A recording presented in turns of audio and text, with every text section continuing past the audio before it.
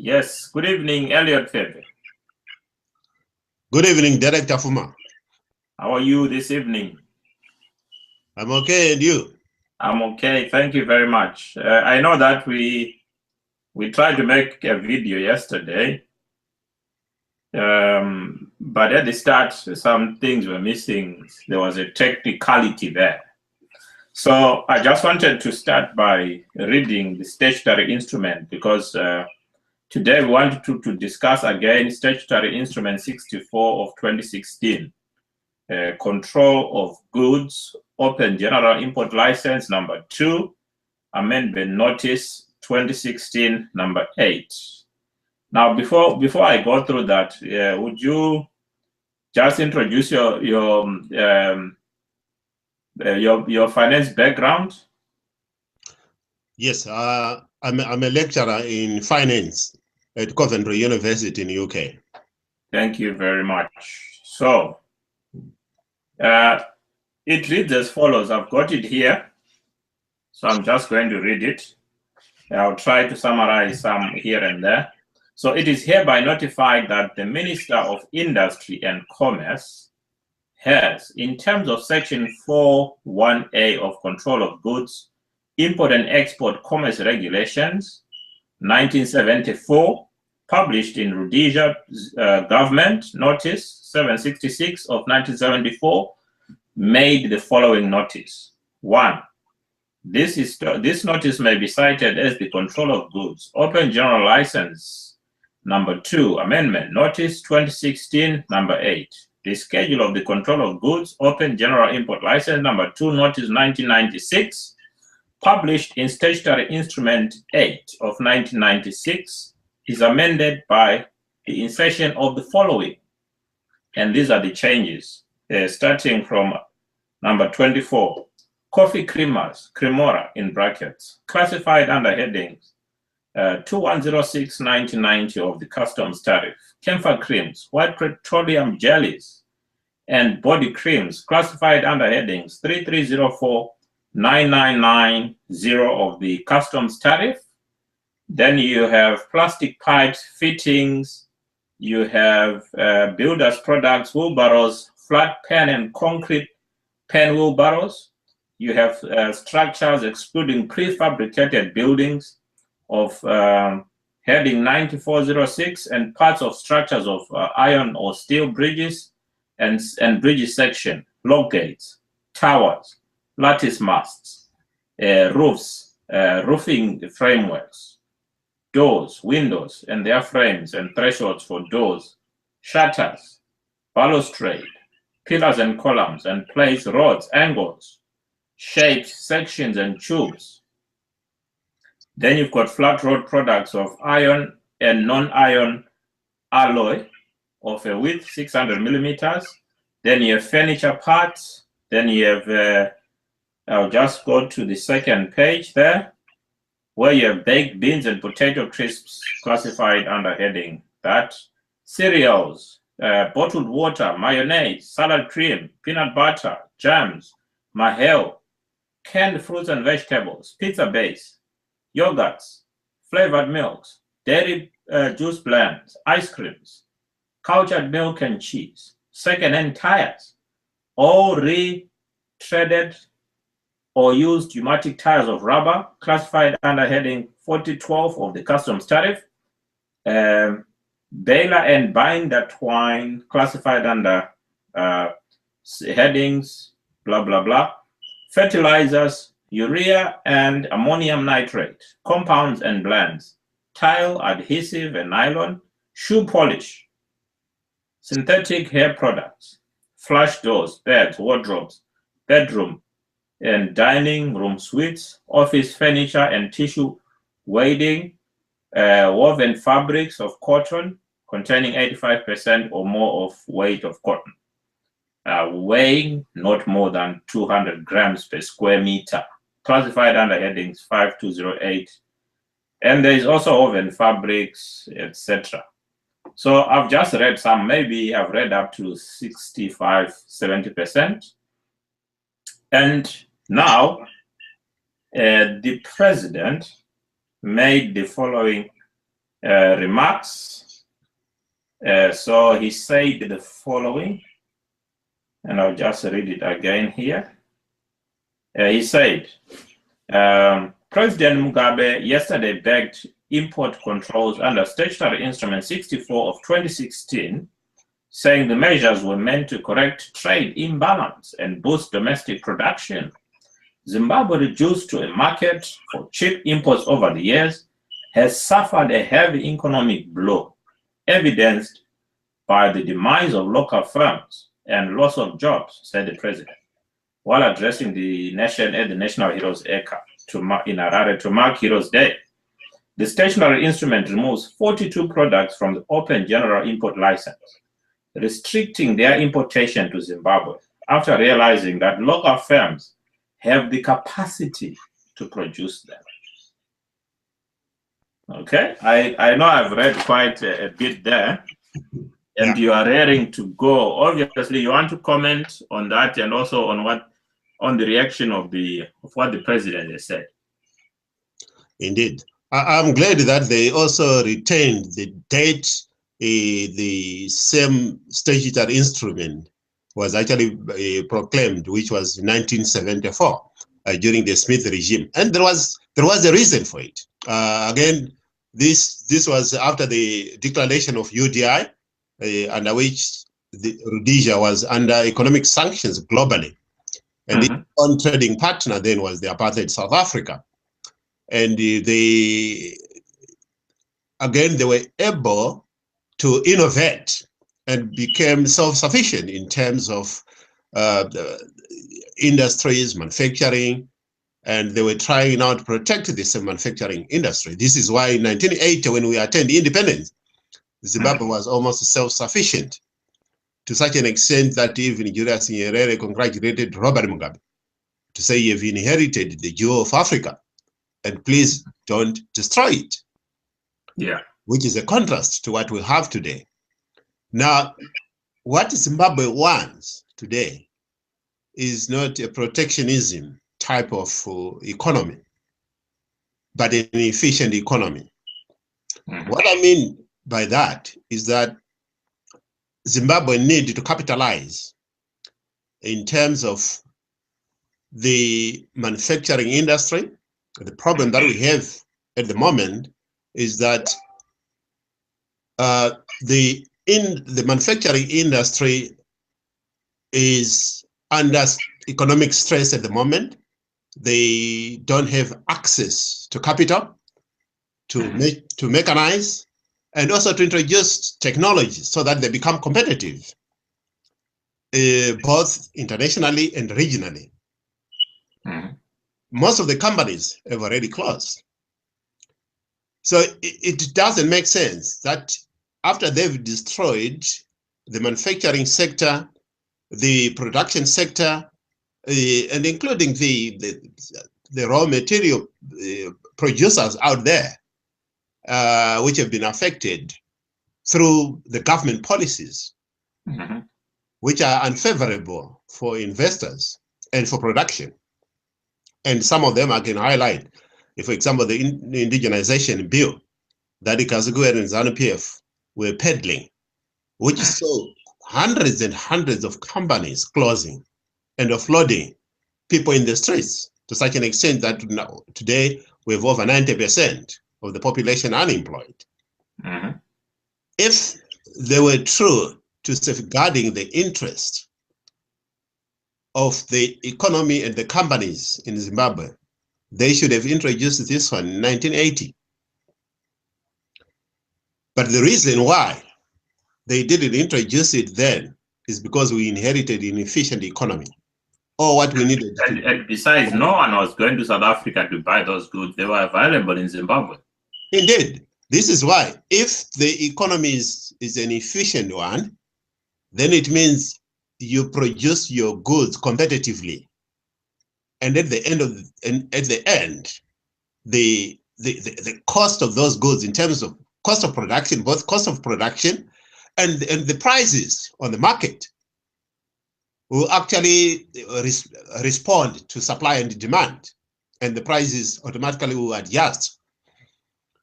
what we call the freedmen economic policy. So yes, if you look at it, ZANU PF is not sincere. It shouldn't have waited after it has destroyed the economy for them to try to introduce. Actually, they are not introducing sort of restrictions in terms of using the import tariffs, but they are banning products.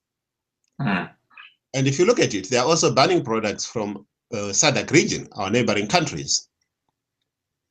I don't know how Zimbabwe government would do that, given the situation that they also are signatories to free trade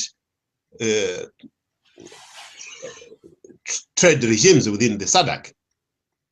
So they are in violation. But the president argues that because of these goods coming into the country, that has destroyed local industries.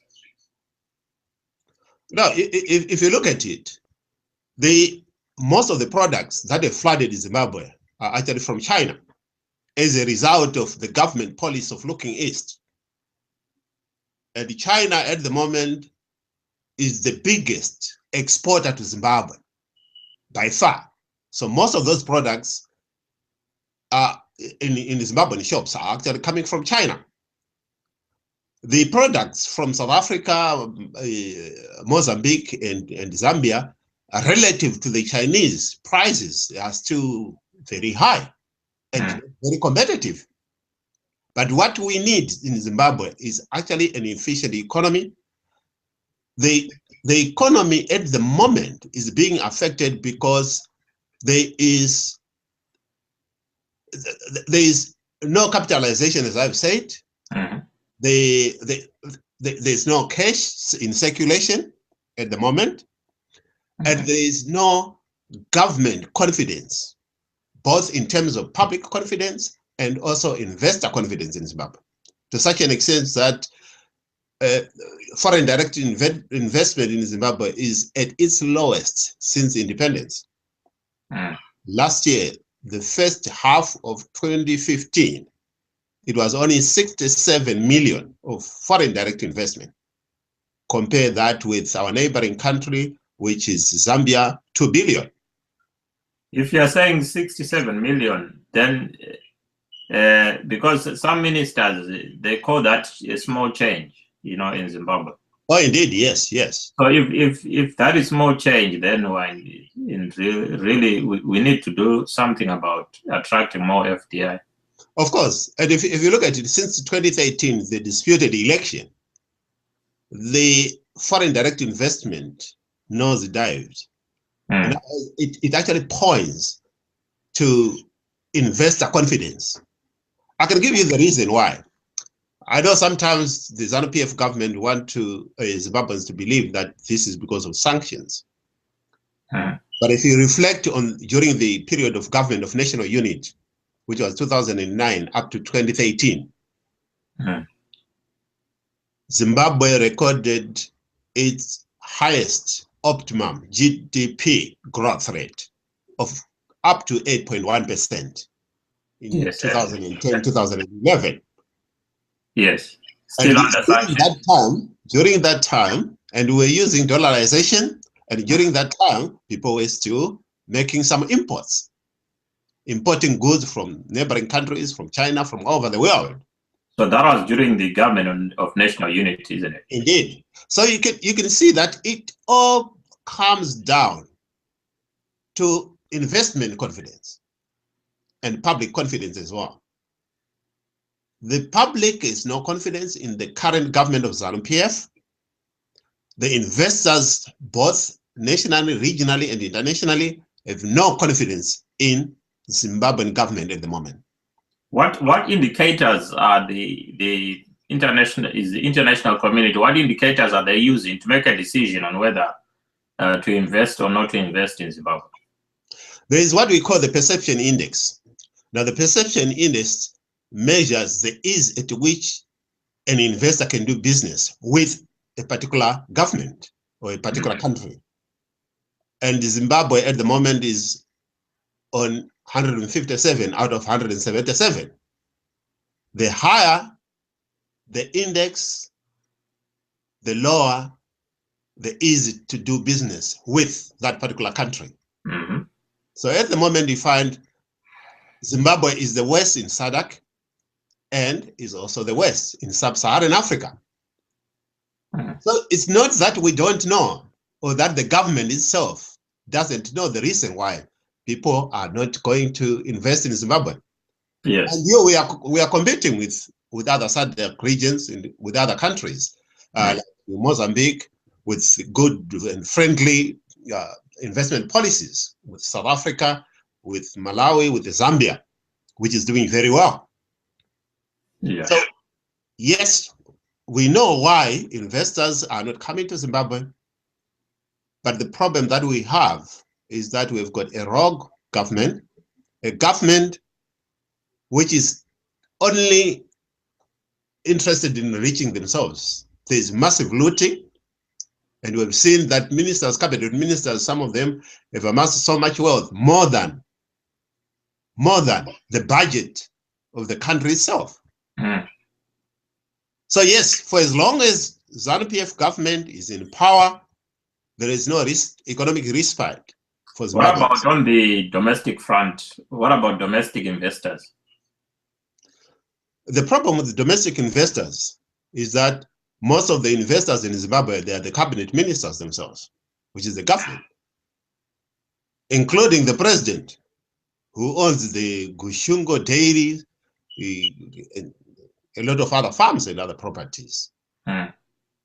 Now, those people, their investment is not, cannot be classified as a sort of investment to add value to goods, because what we need in Zimbabwe is not to export raw materials. We need to add value to our products, to commodities. And most of these ministers, etc., their industry is about looting raw materials and selling those raw materials to countries like China, the Middle East, and etc., etc. So yes, and if you want to do any business with the government in Zimbabwe, there is no chance that you can do any business with the government unless you are a member of ZANU PF. And this is the toxic type of investment that we have. Mm. It is not best. It is not best on an investor-friendly basis. It's based on partisan basis. This is why even Econet, it took so much time for them to establish in Zimbabwe, because the government tries as much as possible to frustrate Steve Masio, for example, to invest in telecommunications, because he was not a member of ZANU PF. So at the moment, you find, in terms of investment, the investment coming in Zimbabwe at the moment, the average in terms of foreign direct investment, average per year is like 200 million, 250 million US dollars. Compare that with diaspora remittance, which is now averaging about 2 billion per year. You can see that the economy of Zimbabwe is being driven by diaspora remittance. And not only that, in a country where we have got the highest unemployment rate of over 90%, the whole economy hinges on vending.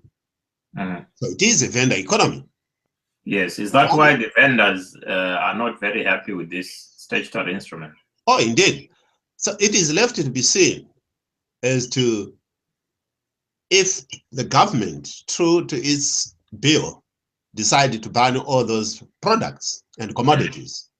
It will be very interesting to note as to how will the economy of Zimbabwe function if the same people who are unemployed, over 90% of them, are unable to lay their hands on any commodities or products that they can sell to have a functioning economy. So I can see some people say that it's actually, if you look at the border town of Beitbridge, where most of the goods are coming through, you will find that certain nationalities, including the Chinese, have set up shops in the border town of Messina. So the people who are actually benefiting are those business people, those foreign business people who have set up shop there. There's nothing wrong with that. I mean, in a free economy, that's exactly what should be, a competition. And Zimbabwe should actually embrace competition. And how do they embrace competition? They should make the policies of investment investor-friendly, so that Zimbabwe becomes a destination for foreign investments. Zimbabwe becomes a destination for even national investment.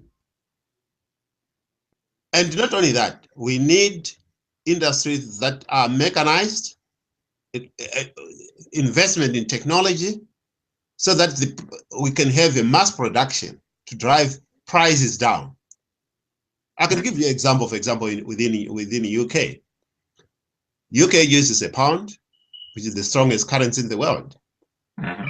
But you find that the prices, in terms of prices of commodities in the UK, they are relatively cheaper, some of them cheaper than Zimbabwe using the US dollar. So even the use of US dollar cannot be an excuse for lack of competitiveness. So would you say that in terms of the farms, would you say that lack of mechanization, lack of mass production, lack of investment is actually not borne any fruits from the land redistribution program? Oh, indeed. I mean, the problem that we had is during the height of farm grabbing, that was 2000, 2001, 2002. Those people who were given the farms had no idea, no skills whatsoever of utilizing those farms. And not only that, they had no access to capital investment. Why is that? Why did they not have access?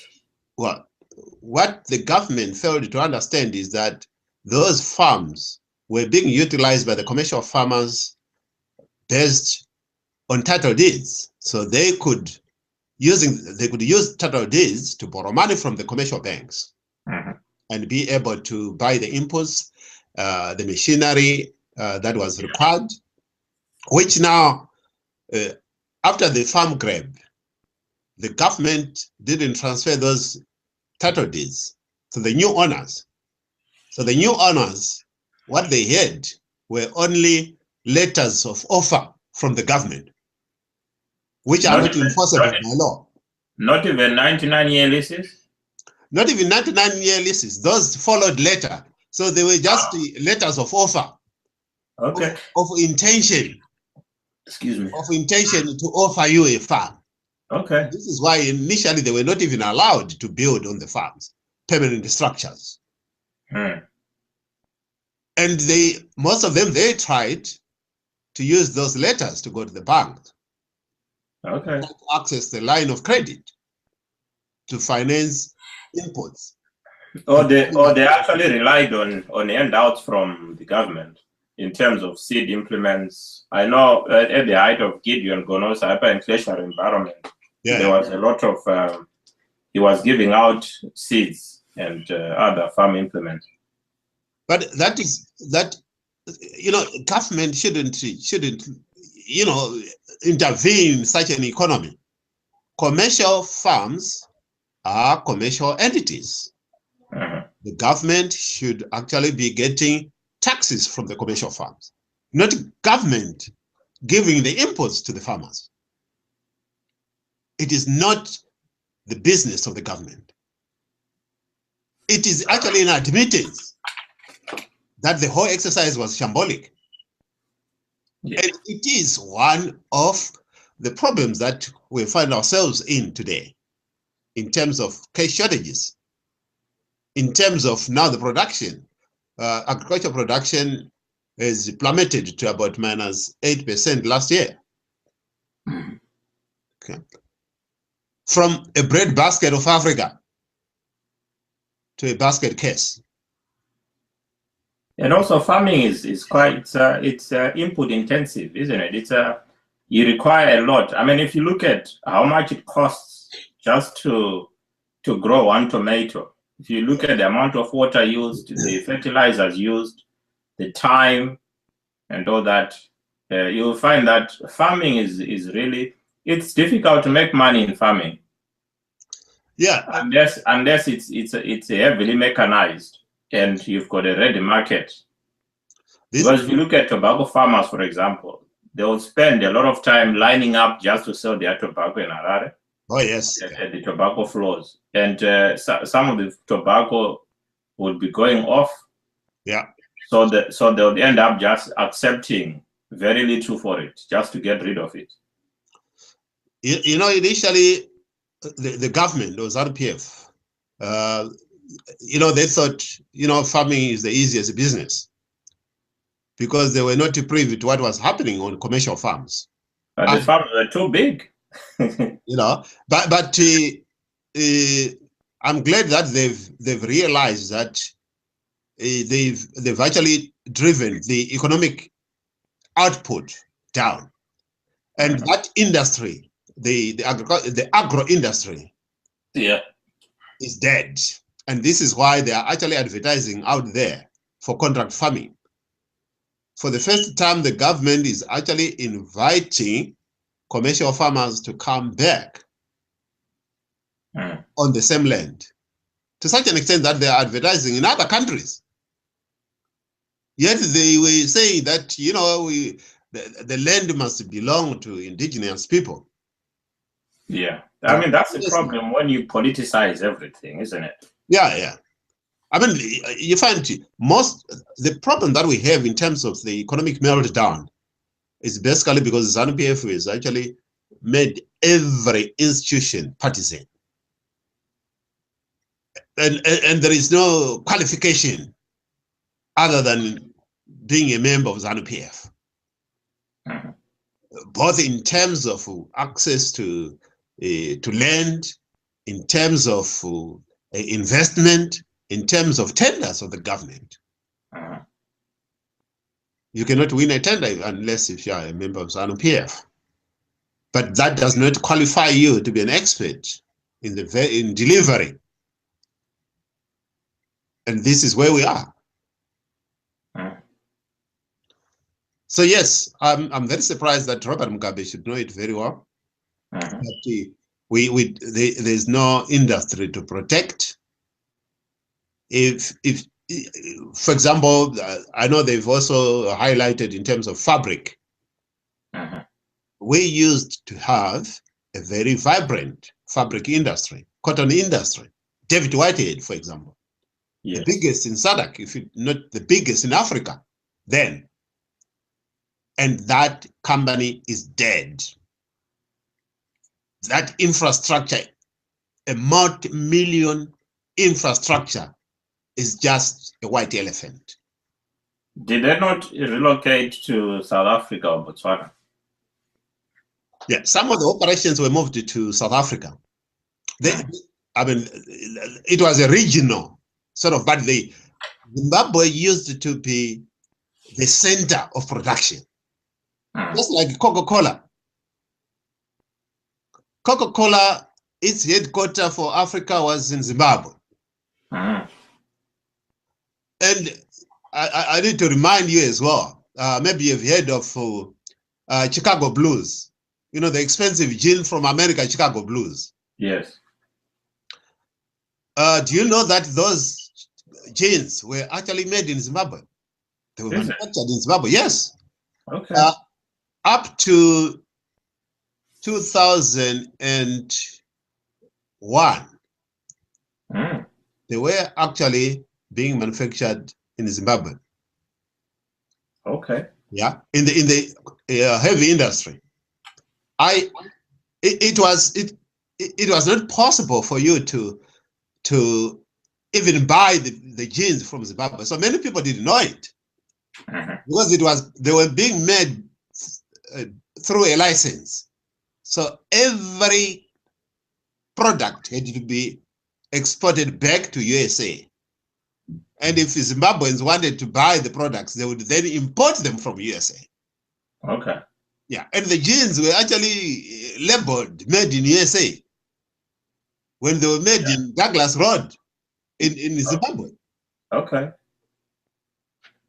Right. So, in terms of the diaspora, they at some point I think they contribute almost 2/3 of the national budget in terms of the remittances back home.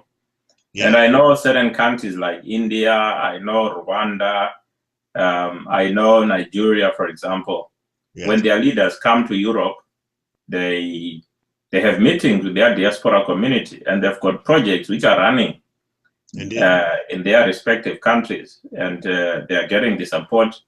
They are getting investors, Nigerian investors investing back in Nigeria. They are getting Rwandese investors. You get Indians. Some of the Indians are now going back to India to set up there. What can our government do, or what has it failed to do, or how has it failed to harness the potential that the diaspora opportunity presents? I think the problem we have with the current government of ZANU PF is that they've got suspicion. They are very suspicious of anybody who left the country. So they are not prepared to have to open proper channels of investment by diasporans. And one other area that they're afraid of is recognition in such a way that now that citizens outside the country, by law, they are allowed to vote. And ZANU PF is wary about that because they think that would open a Pandora's box where the millions, over 4 million people who left the country would then vote for opposition, and that would be the end of ZANU PF. So it's more about political survival rather than the economic survival. But as you have said, there are good examples where the diaspora have actually turned around the economy of various nations. China, for example. China is what it is now because of diaspora. Yeah. At one point, which is up to now, you find in every country there are Chinese. There was a time where Chinese were being exported out there to acquire knowledge, skills, vocational skills, business, strategic skills, and then they were able to come back in China, establish businesses, and they were being helped by their governments. And look at what China today is. Look at Italy. Yeah. Italy, they actually have got a minister of diaspora. Okay. And the minister of diaspora engages with the diaspora in terms of trade, in terms of investment. So they to open up channels for diaspora. Okay. I've met the minister from Philippines. Philippines is one other country that is doing very well in terms of harnessing the expertise and the resources of the diasporans. Okay. To such an extent that they've actually designed a traffic system of investment, live traffic system, where the diasporans would register, and within that live traffic system, they are able to pinpoint as to which sector requires diaspora investment. And there are favorable policies for their own citizens who are outside the country. I mean, there's nothing which should stop Zimbabwe, for example, from asking its diaspora to maybe team up and use a farm, in order to alleviate the challenges that we have with production. Maybe that would also help with the control of I mean, the statutory instrument we're discussing now. Yeah, And I know some people are, there's a person now watching. I think if you've got a question to Mr. Elliot Pfebve, you can type it. I think you can type it in the comments. Then he's prepared to answer that question. Yeah. You can carry on. Yeah. For example, Zambia has started implementing a scheme which you just alluded to, where Zambians out there are being given farms, so they put their resources and they're developing those farms. This is why you find Zambia, apart from benefiting from the farmers which were displaced in Zimbabwe, they are also benefiting from the diaspora through an investment scheme by Zambians who are out there. I actually know a group of Zambians who were given a farm to develop. So yes, it is possible. But the problem with Zimbabwe is that, again, I've alluded to the fact that the current situation in Zimbabwe is public confidence, investor confidence. So even Zimbabweans outside have no confidence in a ZANU PF. And it is acceptable. I mean, how can you have confidence in a 92-year-old president? You know, and that alone is killing the economy of Zimbabwe. Because both monetary policies, fiscal policies, is based on trust and public confidence and investor confidence. And again, we come back to the perception index, to which we are the least in Africa. Yeah. So yes, information is there, data is there, out there. So whoever, there's no investor who just invests blindly. They actually go through the risk assessment of any country in the economy. And at the moment, Zimbabwe is one of the, you know, in terms of the risk, the perception indices, I've said 157 out of 177. Yes. The West and besides the perception index, is there, I mean, I know that England, when the Brexit happened, yes, their credit rating was dropped from AAA to something lower than that. Yes. Do we know the credit rating for Zimbabwe? No, we only knew the AAA for UK because it is worth talking about, because these are the top guys with the AAA. I mean, for the past good 45, 50 years, they've been on AAA. Zimbabwe is nowhere near even an A. So it's actually to sort of right at the bottom. Which makes it very expensive for us to access any, I mean, any credit, any lines of credit from anywhere around the world, from the money market. Indeed, this is why we are failing to access the line of credit. And you find the Herald would actually make it a headline that the team has gone to China to look for money, some billions.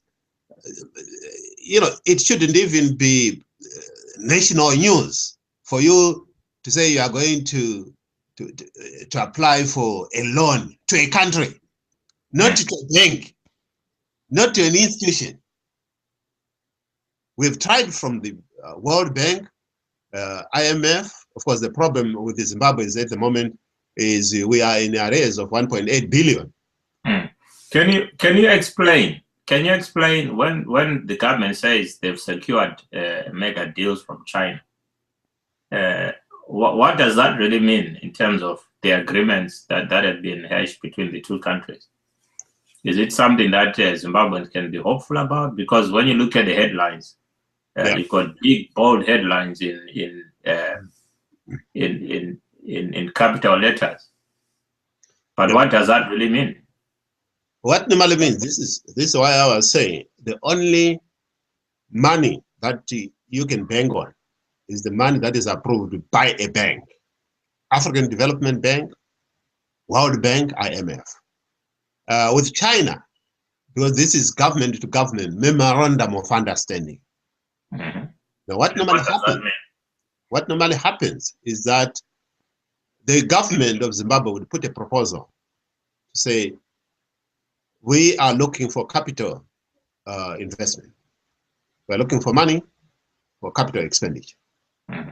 And in most cases, they've been talking about investment in energy. Wange Korea, Kariba, hydroelectric, etc., etc. So what they would say is, we are looking for the finance for capital expenditure. But what they mean is that we are looking for investors that have got money. Now, it is not the government of China that will give Zimbabwe money. Mm-hmm. Are looking for investors, or that will invest in the hydroelectric, in Wange Korea mines. But what they will sign a memorandum of understanding, mm-hmm. and then they will take this to their investment center. In other words, they will then have to engage investors in China. Mm-hmm. And the Chinese government will then be a guarantor to investors, Chinese investors who want to invest in Zimbabwe. Okay, so there's a question here for you. It says, it's from one of the viewers. Okay. Are you guys aware of the proposed 1.5 billion deal with Lazard Institute chaired by Mandelson? That's a question from one of the viewers. 1.5 billion from which institute? Sorry. From deal with. Let me read it again. Yeah. Are you guys aware of the proposed $1.5 billion deal with Lazard Institute chaired by Mandelson? You remember there was news that Peter Mandelson had sneaked into and out of Harare. Indeed, I'm not. I don't have the detailed information on that deal. Yes, I read about it. We are yet to verify, and I think it was about 2 days ago that I saw the article.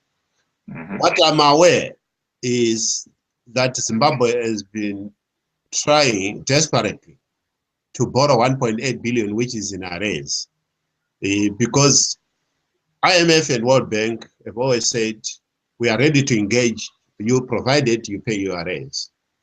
Mm-hmm.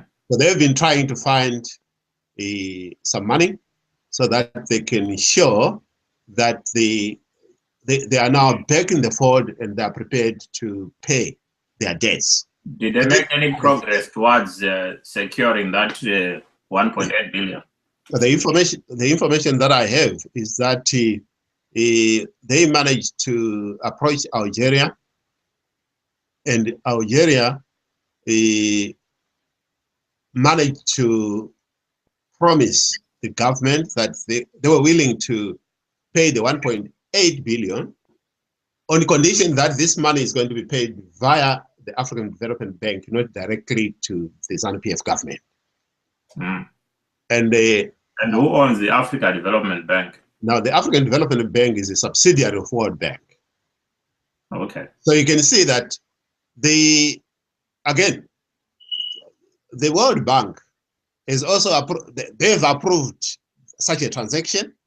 That is, as far as the information that I have, and so the IMF. Mm-hmm. And China is aware of that. Now, what that means is, because the government of Zimbabwe also owes the Chinese government some money, and China is eyeing the 1.8 million, so that it become part of it is a payment, is a down payment to what we owe China. Mm. I'm very surprised that the same government goes to China to look for more money. Yeah. I think there is this perception that our problems can only be solved by getting money from outside the country. I think the problem that we have is for as long as we have got ZANU PF government, where there is no public trust, there is no investor trust, then we can borrow trillions of dollars, and that money would go just in the drain, because we don't have a government that is accountable, and we have a government that is highly corrupt, and we have seen symptoms of looting, massive looting at a large scale. So for as long as we've got a ZANU PF government, the economy of Zimbabwe will not, and I can repeat that, will not recover. We saw that in the 2008, 2009, the economy only started recovering after the government of national unity, because there was public confidence, there was investor confidence. And after the 2018 disputed elections, with a government that has been in power for 36 years and managing economy, and at the helm of such a government is a 92-year-old president, forget about it. Our problem is the policies that this government is driving. Okay. And unfortunately, it is sad, because Zimbabweans, we've got the best brains in Africa. But the people who are carrying the brains in government are the West in Africa. That's where the problem is. And they are doing very well for themselves. That explains that they are not good governors. Instead, they are good businessmen. So it shows that they are not doing. They are, yes, you've got cabinet ministers who swindle millions. For example, Obed Mpov, who owns maybe a quarter of Matabeleland North or half of assets of Matabeleland North, or acquired after being appointed a cabinet minister. How do you explain that? And if you look at most of them, they've got some business interests. Would you say that is a conflict of interest? Very much so. I mean, you look at Chombo, who was Minister of Local Government for many years, owning almost a quarter of the seat of Harare, the capital seat, properties or land. I mean, how did you manage to acquire that as a Minister of Local Government? Did it go to tender? Who was managing the tender? How did you acquire those assets? Already there is a conflict of interest there. And not only that, that's pure corruption. And this is why we also are ranked highly on the corruption index. Add that to perception index. That's a cocktail for disaster in terms of a destination for investment. Which stifles FDI, like we've mentioned. Oh, yes, of course. I mean, foreign direct investments, we must just forget for as long as we've got ZANU PF in power. Nobody, what this government should understand is nobody would take a risk knowingly that if you invest today, the following day it can be nationalized. And we know that with the indigenization bill, there is at the moment a sort of inconsistent in terms of government policies on investment. Yeah, I think there's a wrong notion that investors will just come running. But we have to realize that in the region, we face competition from Mozambique, from South Africa itself. Oh yeah. We face competition from all the other neighboring countries. Oh yeah. So if someone is deciding to invest, they look at their return on investment. If they're not guaranteed or if there's less risk elsewhere, yeah, then they're more likely to go to that country. I mean, if you look at, for example, just registering a company in Zimbabwe, I'm told it costs about 150 US, whereas if you do the same in South Africa, yeah, it will cost $15, which is about 10 times less. indeed. So already you can see that in terms of just ease of registering a company, it's a lot more expensive and more difficult to do that in Zimbabwe. And add that to the corruption, you know, it takes time for you to do the registration exercise. By the time you pay 100, you'd actually paid over £1,000 through corruption. Yeah. This is why Rwanda is performing very well. It's the fastest growing economy in East Africa, if not in Africa, because of transparency, accountability, and good governance. You know, in terms of registering a company in Rwanda, it takes less than 2 hours to register a company, and all online. You don't have to see any government official whatsoever. That's what we call efficiency. Yeah. Compare that with UK. UK, you can register a company in 2 minutes, 3 minutes. You get your certificate in 5 minutes. Because they know that you need people, as many as possible, you know, to start companies. Oh, yes. I know that a lot of companies, they close every year because they fail. Oh, yeah. You know, but that should not stop, and that's another form of revenue for the government. Oh, indeed, because yes. when people are registering, they are getting that money. Oh, yes. But in our case, we want to get so much just from one person. Yeah, yeah. But in doing that, we are discouraging other people from registering, and at the same time, we're actually encouraging them to operate illegally. Indeed, I mean, if you have got an unemployment rate of over 90%, as Zimbabwe is, even if you ban commodities, I mean, people will still be innovative in a way. They will still find some loopholes, bring in the goods wherever they are, unless if you provide employment, unless if you provide alternative avenues of imports. Yes, they have to survive in one form or another. And as long as a license, import license receipt book, is it a receipt book or a license book? As long as it does not disappear. Yeah, I mean, about 3 or 4 months ago, it was in the papers as well. The government admitted that about 4 books, the license books, just disappeared from government offices.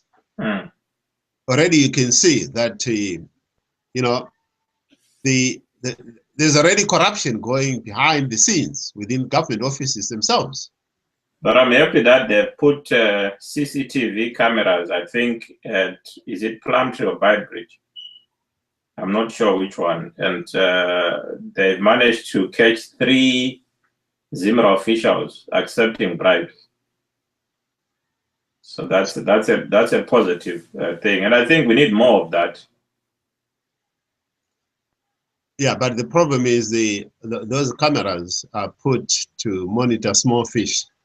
You will not see those cameras, you know, catching cabinet ministers or the vice president in Mpoko. That will never happen. You know, but those are the core center of corruption. Yeah. It's almost an hour now. We started at 11. Any final comments on the statutory instrument 64? Yeah, my advice to the government is that what Zimbabwe needs is not protectionism, but an efficient economy and policies that actually attract both foreign direct investment and also promote local investment. and diaspora. Yes. And the diaspora, I mean, the remittance from the diaspora is now averaging 2 billion. In other words, the diaspora are the biggest investors themselves. And the government should start thinking about dialogues and seeing how they can harness such an investment portfolio from the diaspora. So there's quite a lot that the government can do. Unfortunately, what they can't do is to put back the public confidence, the investor confidence, after 36 years in power. I don't see how this government can do that, other than aggressively stepping down and having a national transition authority that would actually harmonize the new constitution and prepare for a free and fair election, and put a government with public confidence that can restore public confidence and investor confidence. Yeah. And this idea that China is a panacea of every problem, you know, in Zimbabwe, it's totally mundane. Okay, if people want to get in touch with you, they can always, in the comments, we're going to post this on YouTube. So in the comments, they can always request. But how else can they get in touch? Our viewers can get in touch with me on YouTube. I've got various postings on YouTube as we discuss social, economic, and political issues. They can search the tag Pfebve or Zimbabwe. They can also access my videos and blog, pfebve.blogspot.co.uk. They can also follow me on Twitter at Pfebve. They can also access my Facebook page, again, Pfebve. Okay, thank you very much. And I'm Derek Tafuma, reachable also on the www.derektafuma.com. All the other social media links will be found at the top there on my website. And also my YouTube link is my account, somewhere you can use to post your comments. And if there is anything that you'd like us to discuss, you can put it down in the comments, and we can always discuss that in another video. Okay, I think we end it here. Thank you very much for watching. I've seen some viewers were watching there, and also there was a comment which we tried to respond to. Yeah. Okay, so thank you very much, Mr. Pfebve. Thank you very much, Derek Tafuma. Okay, goodbye. Goodbye.